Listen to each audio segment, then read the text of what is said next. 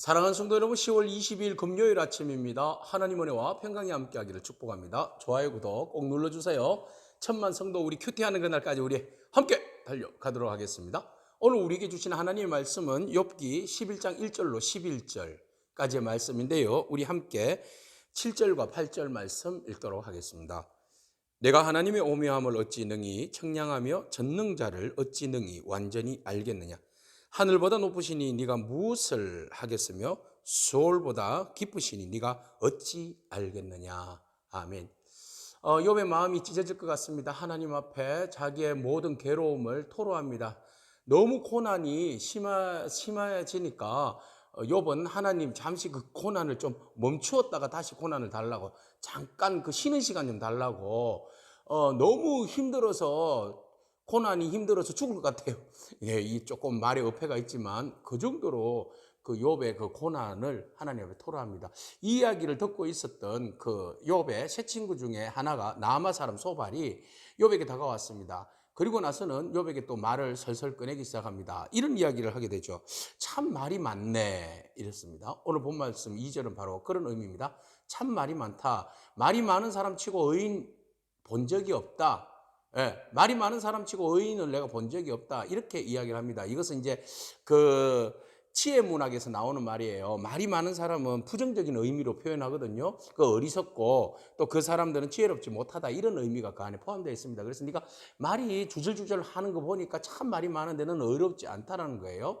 그리고 내가 보니까 너 참 많이 자랑하는 말을 많이 하고, 그 다음에 우리가 한 말에 대해서 네가 비웃으면서 이야기하는데 너 정말 잘못된 생각과 잘못된 말을 가지고 있구나 라고 이야기하는 거예요. 그러면서 이제 욥을 정죄하기 시작합니다.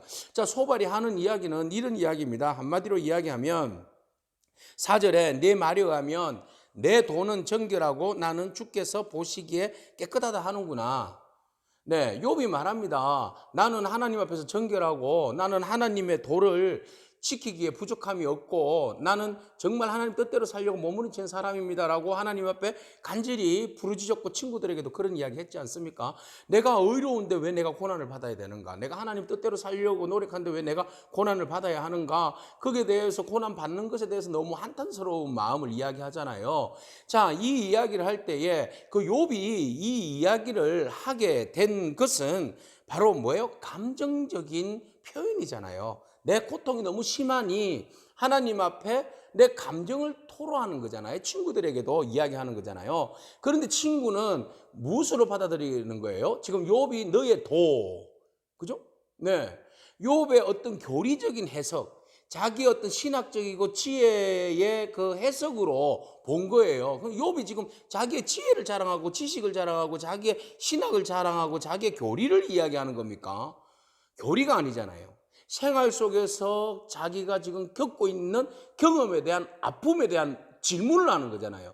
내가 이렇게 아픈데 하나님, 이 아픔의 이유가 어디에 있습니까? 내가 생각하기로는 나는 하나님 말씀 따라서 지혜롭게 경외하면서 순종하면서 산다고 생각하는데, 나는 그래서 하나님의 기준으로 따지면 의롭다고 생각하는데 내가 왜 이렇게 정말 세상에 그 못된 놈들도 당하지 않는 그런 고난을 내가 당해야 합니까, 하나님? 하고 지금 호소하는 거잖아요. 그러니까 감정적인 호소를 이 소발이 뭐로 대체하는 거예요?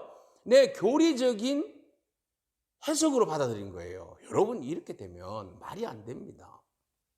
한 사람은 감정적 위로를 받고 싶어 하는데 한 사람은 그것을 교리적인 해석을 해서 네가 교리적으로 틀렸다 하고 정죄하기 바쁘게 되잖아요.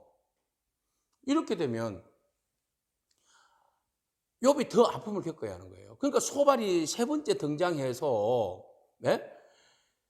그 욥을 위로해 주기보다는 동일하게 친구들과 똑같이 인과율에 의해서 욥을 지금 정죄하는 겁니다. 네가 말이 많고 실수가 많다. 네 말 많은 거 보니까 어렵지 않다.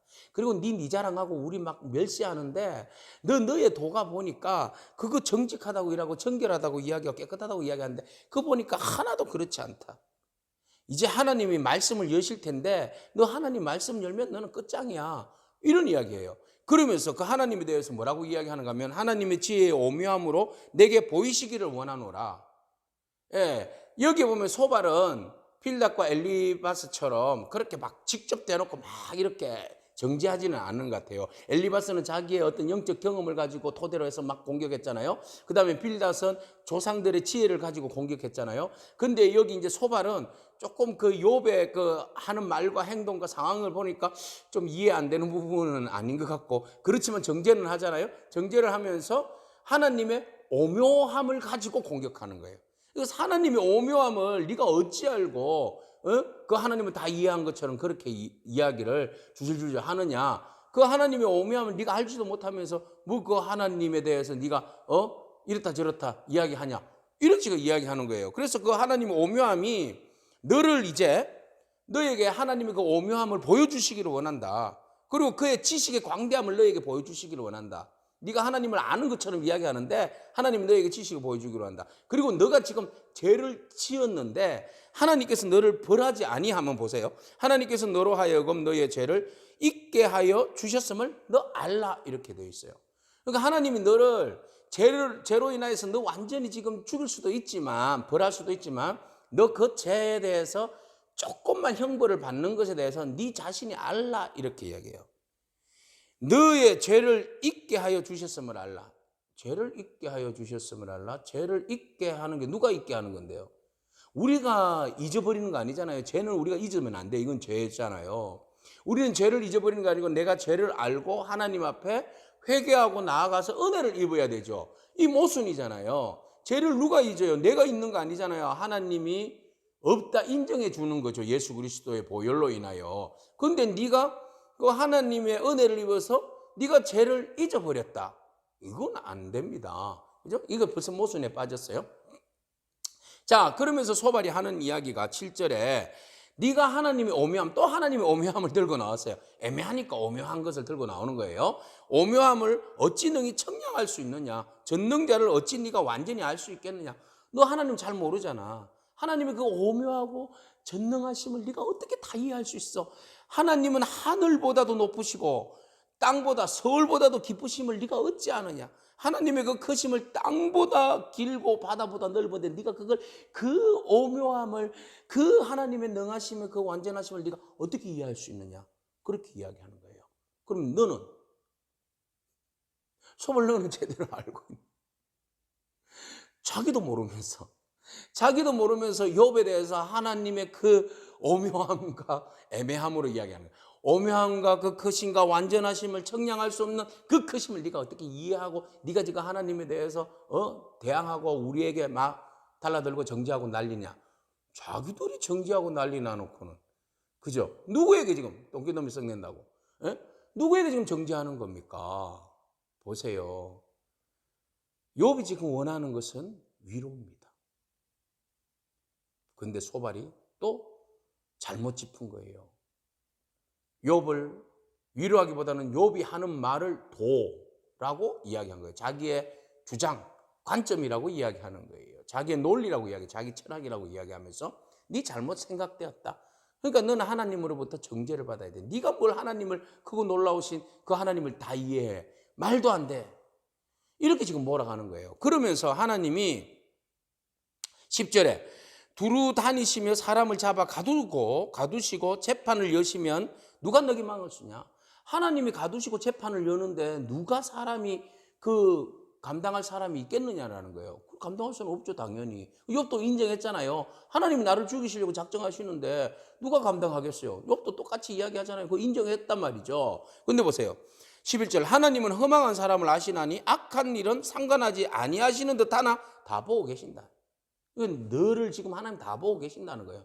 네 그 악함을 하나님이 다 보고 계신다. 상관하지 않는 것처럼 지금 내버려 두시는 것 같은데 왜 내버려 두세요? 지금 욥이 죽을 판인데 지금 내버려 두고 계신다고 그렇게 이야기하는 거예요. 그러니까 욥이 지금 어느 정도의 아픔과 괴로움과 그 고난을 겪고 있다는 것을 도무지 이해하지 않는 거죠. 이해가 없어요. 이해가 없고 오히려 욥이 한 말에 대해서 꼬투리를 잡아서 정죄하는 겁니다.